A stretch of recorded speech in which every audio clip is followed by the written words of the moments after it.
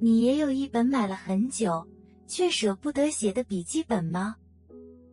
你告诉自己，我要等字练得漂亮一点再写，我要等想到最棒的点子再开始画。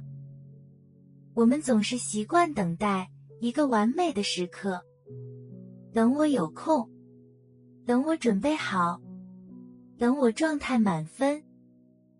结果笔记本过期了，计划搁置了，那份想做的热情在等待中慢慢冷却。你可能会责怪自己，我就是懒，我就是执行力差。但，亲爱的，其实你一点都不懒。你之所以迟迟不肯开始，恰恰是因为你对这件事太在乎了，你太想把它做好了。这就是心理学上说的完美主义陷阱。在你的脑海里，标准被设得太高，高到让你连第一步都跨不出去。今天，我想邀请你，跟团子一起练习这件事，如何搞砸你的第一笔。团子小时候很喜欢画画，有一次，妈妈送了他一张非常昂贵、洁白的高级画纸。他拿着画笔，对着这张纸，看了整整一个下午。他心想，这张纸太珍贵了，我绝对不能画坏。他脑中已经有了完美的构图，但他害怕这一笔下去，如果不够直怎么办？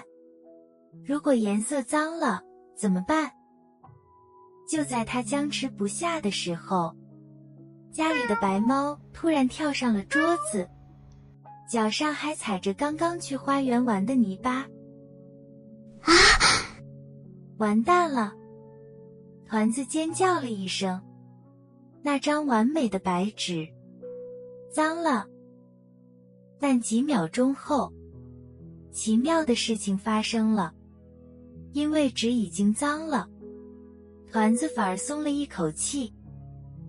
他拿起笔，顺着猫咪的脚印，把它们画成了一朵朵黑色的花，还有一只在花园奔跑的小狗。那天下午，是他画得最开心的一次，因为完美被打破了，创造力才真正流了进来。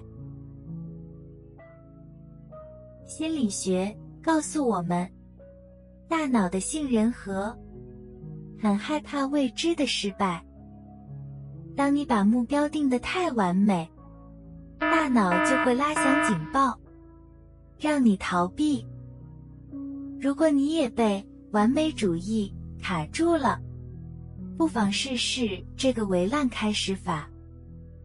第一步，允许自己做一个垃圾初稿，告诉自己，我现在要写一篇很烂的文章，或者我要画一只很丑的猫。当你把期望值降到地板上，大脑的警报就解除了。你会发现，开始动手竟然变得这么容易。第二步，缩小你的起跑线，不要想着我要运动1小时，只要想着我要穿上球鞋。只要穿上鞋子，你就成功了。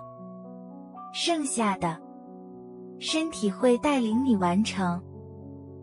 真正的改变，不是靠意志力逼出来的，而是用最小的阻力，去骗过你的大脑。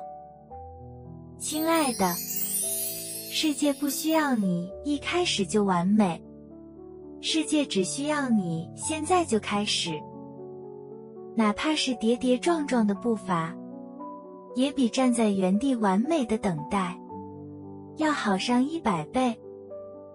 这里是团子的温柔角落，愿我们都能在不完美中遇见真实的自己。